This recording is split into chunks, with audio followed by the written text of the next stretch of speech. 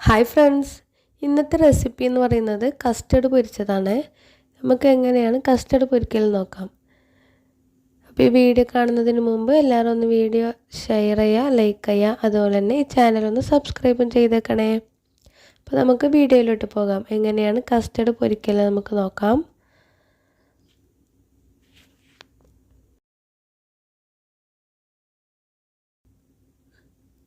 അതിനു വേണ്ടി നമുക്ക് 6 ടേബിൾ സ്പൂണോളം കസ്റ്റർഡ് പൗഡർ, കുറച്ച് പാൽ നമുക്കൊന്ന് കലക്കിയെടുക്കാം.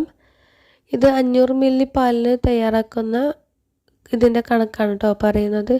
നമ്മൾ 500 മില്ലിന് ഒരു പാക്കറ്റ് പാലാണ് എടുക്കുന്നത്. ഇനി നമുക്കൊന്ന് പാല് ചൂടാകാൻ വെക്കാം. എന്നിട്ട് അതിലേക്ക് നമുക്ക് മധുരത്തിന് ആവശ്യമായ പഞ്ചസാരയും കൂടി ചേർത്ത് കൊടുക്കാം.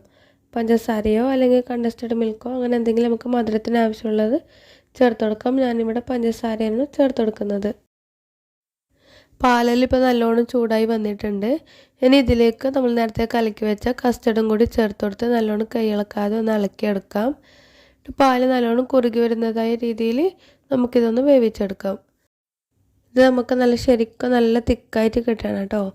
നമുക്ക് ഫ്രൈ ചെയ്തെടുക്കാനുള്ളതാണ്. അതുകൊണ്ട് ഇപ്പോൾ നല്ലോണം തിക്കായിട്ട് തന്നെ കിട്ടണം. അപ്പോൾ നമ്മൾ കസ്റ്റർഡ് പൗഡർ എടുത്തതിൻ്റെ അളവ് കുറച്ച് കുറവാണെങ്കിൽ തിക്കായി കിട്ടില്ല. അപ്പോൾ എന്ത് ചെയ്യാം, നമുക്ക് വേവിച്ചുകൊണ്ടിരിക്കുമ്പോൾ തിരിയുമല്ലോ ഇത് തിക്ക് ആയിട്ടില്ല, കുറച്ച് ലൂസ് പോലെയാണ് ഉള്ളത് എന്ന് തോന്നുന്നുണ്ടെങ്കിൽ കുറച്ചും കൂടി വെള്ളത്തിലോ പാലിലോ മറ്റോ കുറച്ച് കസ്റ്റർഡും കൂടി ചേർത്ത് കൊടുത്ത് ഇതിലേക്കൊന്ന് യോജിപ്പിച്ചെടുക്കാം. അപ്പോൾ എന്തായാലും നമുക്കിത് നല്ലൊരു തിക്കായിട്ട് കിട്ടണം. ഇതേപോലെ നല്ല തിക്കായിട്ട് കിട്ടിയിട്ടുണ്ട്. ഇനി ഫ്ലെയിമിൽ ഓഫ് ചെയ്തിട്ട് ഇതേപോലെ ഒരു പാത്രത്തിലേക്ക് ഇത് ഞാൻ മാറ്റി കൊടുക്കുന്നുണ്ട്. എന്നിട്ട് ഇതൊന്ന് ഫ്രിഡ്ജിൽ നമുക്ക് തണുക്കാൻ വെക്കാം. ഒരു 1 മണിക്കൂറോളം ഒന്ന് തണുത്തിട്ട് അതിന് ശേഷം വേണം ബാക്കി നമുക്ക് ചെയ്യാൻ. ഇത് നല്ലോണം ഒന്ന് സെറ്റായി വരണം. അതിന് വേണ്ടിയാണ് 1 മണിക്കൂറോളം നമ്മൾ ഫ്രിഡ്ജിലൊന്ന് മാറ്റി വെക്കുന്നുണ്ട് കേട്ടോ.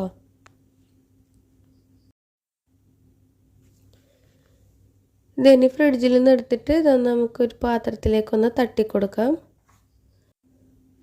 നല്ല ശരിക്കും സെറ്റായിട്ട് വന്നിട്ടുണ്ട്. നമുക്ക് നല്ല ശരിക്കും തട്ടി കിട്ടിയിട്ടുണ്ട് കേട്ടോ. ഇനി ഇത് നമുക്ക് കട്ട് ചെയ്തെടുക്കാം. നല്ല രീതിയിൽ തന്നെ നമുക്കിത് കട്ട് ചെയ്യാൻ പറ്റുന്നുണ്ട് കേട്ടോ.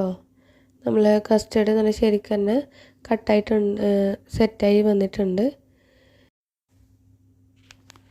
ഇതിലേക്ക് 4 ബ്രെഡ് പീസ് ഒന്ന് ക്രഷ് ചെയ്തെടുത്തിട്ടുണ്ട്. അത് നമുക്കൊരു പാത്രത്തിലേക്ക് തട്ടിക്കൊടുക്കാം. അതുപോലെ തന്നെ ഒരു മുട്ട എടുത്തിട്ട് അതിലേക്ക് 1 സ്പൂണോളം പഞ്ചസാരയും കൂടി ചേർത്തെടുത്ത് ഒന്ന് ബീറ്റ് ചെയ്തെടുക്കാം. എന്നിട്ട് എന്ത് ചെയ്യാം, നമ്മളെ ഈ കസ്റ്റർഡ് ഉണ്ടല്ലോ, ആ കസ്റ്റർഡ് ആദ്യം ഒന്ന് മുട്ടേൻ്റെ ഇതിൽ മിക്സിയിലൊന്ന് മുക്കി കൊടുക്കാം. എന്നിട്ട് പിന്നെ നമ്മൾ സാധാരണ ചെയ്യുന്ന പോലെ തന്നെ ഇതിൽ മുക്കിയിട്ട് പിന്നെ ബ്രെഡിലേക്കും കൂടി ഒന്ന് മുക്കിയെടുക്കാം. അങ്ങനെ നമുക്ക് എല്ലാ കസ്റ്റർഡ് ഇതേപോലെ ചെയ്തെടുത്തതിന് ശേഷം നമുക്കിതൊന്ന് ഫ്രൈ ചെയ്തെടുക്കാം. ഓയിൽ നല്ലോണം ചൂടായതിന് ശേഷം നമ്മൾ മുക്കി വെച്ച കസ്റ്റർഡ് ഉണ്ടല്ലോ, അത് ഓരോന്നായിട്ട് നമുക്ക് ഇതിലേക്ക് ഇട്ടൊരു ഫ്രൈ ചെയ്തെടുക്കാം.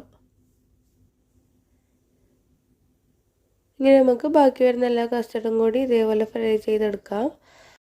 ഫ്രൈ ചെയ്യുമ്പോൾ ഒന്ന് ശ്രദ്ധിച്ചിട്ട് ഫ്രൈ ചെയ്താൽ മതി. അപ്പോൾ നമുക്ക് നല്ല രീതിയിൽ തന്നെ കസ്റ്റർഡ് ഫ്രൈ ചെയ്തെടുക്കാൻ കിട്ടും കേട്ടോ. പൊട്ടിപ്പോകാണ്ട് തന്നെ നല്ല രീതിയിൽ ഫ്രൈ ചെയ്തെടുക്കാൻ കിട്ടും. അതൊന്ന് നമ്മൾ ഫ്രൈ ചെയ്യുമ്പോൾ ഇത് തിരിച്ച് മറിച്ചിട്ട് കൊടുക്കുമ്പോൾ ഒന്ന് ശ്രദ്ധിച്ചാൽ മതി. അങ്ങനെ നമ്മളെ കസ്റ്റർഡ് ഫ്രൈ ഇവിടെ റെഡിയായി. എങ്ങനെയുണ്ട്, കാണാൻ നല്ല രസമില്ലേ? അതുപോലെ കഴിക്കാനും നല്ല ടേസ്റ്റ് ഉണ്ട്. അപ്പോൾ എല്ലാവരും ഒന്ന് എന്തായാലും ട്രൈ ചെയ്ത് നോക്കുക. എന്നിട്ട് ഈ വീഡിയോ ലൈക്ക് ചെയ്യുക, അതുപോലെ തന്നെ ഷെയറും ചെയ്യുക. എന്നിട്ട് ഇത് തയ്യാറാക്കിയിട്ട് എങ്ങനെയുണ്ടെന്ന് ഫീഡ്ബാക്കും കൂടി അറിയിക്കാം കേട്ടോ. നമുക്ക് നല്ലോണം തണിഞ്ഞതിന് ശേഷം കഴിക്കാം കേട്ടോ. നല്ല ടേസ്റ്റ് ഉണ്ട്. അപ്പോൾ എല്ലാവരും ഒന്ന് ട്രൈ ചെയ്ത് നോക്കാം. നമുക്കിത് നല്ല രീതിയിൽ കിട്ടുന്നുണ്ടോ, ഫ്രൈ ചെയ്തിട്ടൊന്നും കുഴപ്പമൊന്നും ആയിട്ടില്ല. ഞാൻ നിങ്ങൾക്ക് പൊട്ടിച്ച് കാണിച്ചു തരാം. നല്ല ശരിക്കും നമുക്ക് കസ്റ്റർഡ് ഫ്രൈ ചെയ്ത് കിട്ടിയിട്ടുണ്ട്. അപ്പോൾ എല്ലാവരും ഒന്ന് ഇത് ട്രൈ ചെയ്ത് നോക്കണം കേട്ടോ. എന്നിട്ട് ഇതെങ്ങനെയുണ്ടെന്ന് ഫീഡ്ബാക്കും കൂടി അറിയിക്കാം. അപ്പോൾ അത്രയേ ഉള്ളൂ. ഓക്കേ.